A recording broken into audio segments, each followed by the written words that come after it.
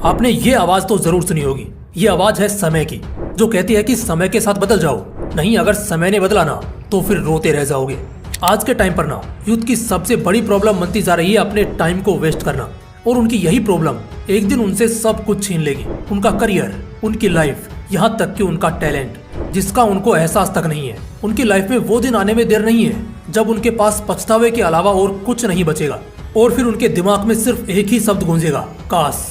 काश उस वक्त में अपने टाइम का अच्छे से यूज करके अपने गोल्स को अचीव कर लेता तो शायद आज यह दिन नहीं देखने पड़ते।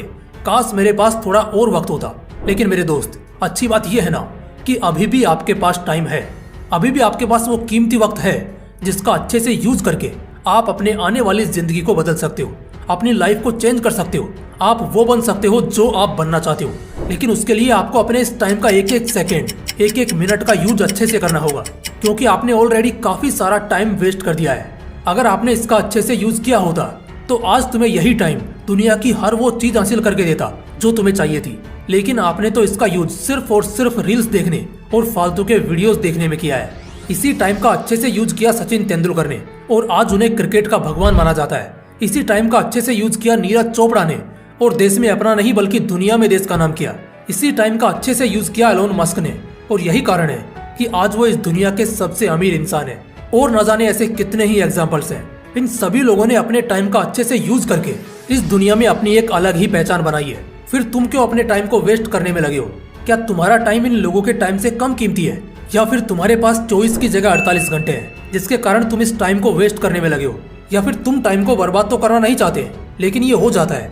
तुम अपने टाइम को अच्छे से मैनेज करके अपने गोल्स को अचीव करना तो चाहते हो, लेकिन कर नहीं पाते हो। हर दिन यही सोचते हो कि आज मैं अपने टाइम को अच्छे से यूज करूंगा, लेकिन कर नहीं पाते। अगर आप भी एक ऐसे इंसान हो जो YouTube पर यह सर्च करते करते थक चुका है कि अपने टाइम को मैनेज कैसे करें, और उसे अभी तक कोई अच्छा सॉल्यूशन नहीं मिला है, तो यह वीडियो सिर्फ आपके लिए है। आज की इस वीडियो में मैं आपको वो बताने वाला हूँ जो आज तक शायद ही आपको किसी ने बताया होगा। आज के इस वीडियो में हम टाइम मैनेजमेंट के उन टॉपिक्स के बारे में बात करने वाले हैं जिनके बारे में आपको जानना बहुत जरूरी है। और आज जो इस वीडियो को कंप्लीट वॉच करके जाएगा, मैं गारंटी देता हूँ कि आज वह अपनी लाइफ में कुछ ऐसा अचीव करके जाएगा जो उसकी लाइफ को चेंज कर सकता है। और मैं कोई हवा में बात नहीं करने वाला हूँ, बल्कि आपको एक एक चीज को अच्छे से एग्जाम्पल्स के साथ समझाने वाला हूँ। तो चलिए स्टार्ट करते हैं। लेकिन आगे बढ़ने से पहले मैं आपको बताना चाहूंगा कि मैंने आने वाले 2024 के लिए आप सभी के लिए एक लाइफ चेंजिंग प्रोग्राम तैयार किया है, जिसके बारे में हम इस वीडियो के लास्ट में जानने वाले हैं। तो जो आज इस वीडियो को कंप्लीट वॉच करके जाएगा वो आज कुछ बड़ा हासिल करके जाएगा। वो आने वाले 2024 को अपनी जिंदगी का बेस्ट साल बनाएगा। तो इस वीडियो को लास्ट तक जरूर देखना। चलिए अब टॉपिक पर आते हैं। लेकिन एक सेकंड, इससे पहले ना मैं आपको एक कहानी सुनाता हूँ। रिलेट करना ये आपकी ही कहानी है। तुम सब इमेजिन करना वो दिन जब रात को मस्त 8 घंटे की नींद ली है तुमने, और अगले दिन तुम उठे सुबह 6 बजे। सोच कर देखो उस वक्त कितना मजा आता होगा ना। ऐसा लगता होगा वाह क्या एनर्जी होती है ना बॉडी में उस टाइम, दिमाग एकदम फ्रेश। उस समय तो ऐसा लगता है जैसे अभी रॉकेट साइंस भी पढ़ाई जाए ना तो वो भी पढ़ लेंगे। उस समय तुम बहुत कुछ प्रोडक्टिव कर सकते हो। लेकिन पता है तुम क्या करते हो? तुम चलाते हो फोन, और खुद को तसल्ली देने के लिए बहाना देते हो कि भाई बस नाश्ता करने तक फोन चला लेता हूँ, जैसे ही नाश्ता कर लूंगा पढ़ने बैठ जाऊंगा। अब होता क्या है कि नाश्ते के तुरंत बाद बॉडी में एक अलग एनर्जी आ जाती है।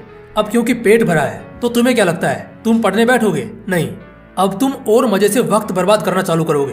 पढ़ाई तो दूर की बात है, अब सोने की कोशिश करोगे, नहीं तो बाहर टाइम पास करने निकल जाओगे।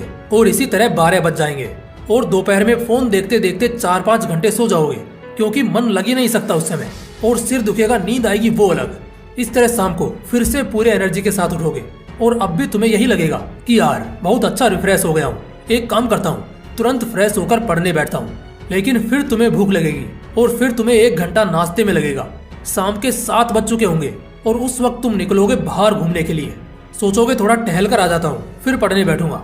वापस आने के बाद खाना खाओगे, और ये वो वक्त होगा जब तुम एक बार फिर अपने आप को बेवकूफ बनाते हुए बोलोगे बस अब सिर्फ आधा घंटे फोन चला लेता हूँ, फिर तो पक्का पढ़ने बैठूंगा। फोन चलाते चलाते कब 2 घंटे निकल जाते हैं पता ही नहीं लगता, और तब अचानक से एक के बाद एक सैलाब आ जाता है ख्यालों का कि यार आज के दिन क्या करना था और क्या किया हमने। उस समय बहुत मन करता है पढ़ने का, अपनी आज की गलतियों को सुधारने का, लेकिन अफसोस वक्त गुजर चुका होता है, शरीर में ताकत बची नहीं होती, और धीरे धीरे करके अगले 1-1.5 घंटे में शरीर सो जाता है। और मुबारक हो, आज का दिन भी तुम बर्बाद करने में सफल रहे। ऐसी एक आवाज सीने में से निकलती है, जिससे तकलीफ तो बहुत होती है, लेकिन ये हरकत नहीं सुधरती हमारी। अब तक आप सभी समझ गए होंगे कि हम कितने पानी में हैं। तो जब आईना मैंने दिखाया है तो रास्ता भी मैं ही दिखाऊंगा। अगर अब से सच में वक्त बर्बाद करने से बचना चाहते हो तो आगे 8 ऐसे पॉइंट्स मैंने हाईलाइट किए हैं जो बहुत जल्दी बोलकर तुम सबको एक बार फिर पटरी पर लाने की कोशिश करूंगा। जो आ गए उनके तो मजे हैं, लेकिन जो ना आ पाए उनके लिए जिंदगी भर की सजा है। और वीडियो के लास्ट में आपके लिए कुछ अलग से भी है, उसे लेकर जरूर जाना। चलिए जानते हैं। पॉइंट नंबर 1, नेगेटिव माइंडसेट को खत्म करो। सबसे पहले समझते हैं कि साला ये टाइम वेस्ट होता क्यों है। तो देखो, बहुत सिंपल है। आदमी को एक खराब ख्याल आता है तो वो जानबूझकर 100 और नए खराब ख्याल जिनका कोई मतलब नहीं है उन्हें अपने दिमाग में लाता है, अपने उस दिन में लाता है। जैसे कि अगर वो उस दिन सुबह जल्दी नहीं उठ पाया तो बाकी के जो 10 घंटे मिलेंगे उसे वो भी लगभग बर्बाद ही करेगा, क्योंकि शुरुआत उसकी थोड़ी गलत हुई या उसके हिसाब से नहीं हुई। अगर ऐसा तुम्हारा भी सोचना है तो दोस्त, लाइफ में कभी कुछ हासिल नहीं कर पाओगे, क्योंकि जिंदगी में हर बार ऐसे दिन आएंगे जब समय तुम्हारे पक्ष में नहीं होगा। लेकिन उस वक्त तुम्हारा माइंड सेट ही तुम्हें खुश भी रखेगा और तुम्हें उस चीज को और बेहतर तरीके से करने में मदद भी करेगा। इसलिए सबसे पहले तो अपने नेगेटिव माइंड सेट को खत्म करो।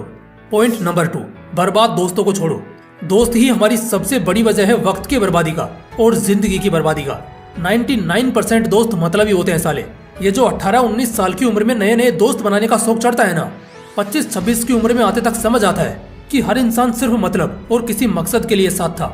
उसका तो कुछ नहीं बिगड़ा, मगर तुम जरूर बर्बाद हो गए। अब तुम उस वक्त को वापस तो नहीं ला पाओगे ना। इसलिए अभी कह रहा हूँ, लाइफ में हमेशा अपने फ्रेंड सर्कल को छोड़ा रखना, जिससे ज्यादा डिस्टर्ब ना हो पाओ और अपने वक्त की बर्बादी से बच जाओ। तो आज ही अपने बर्बाद दोस्तों को छोड़ दो। पॉइंट नंबर 3, प्रोक्रास्टिनेशन बिल्कुल मत करो।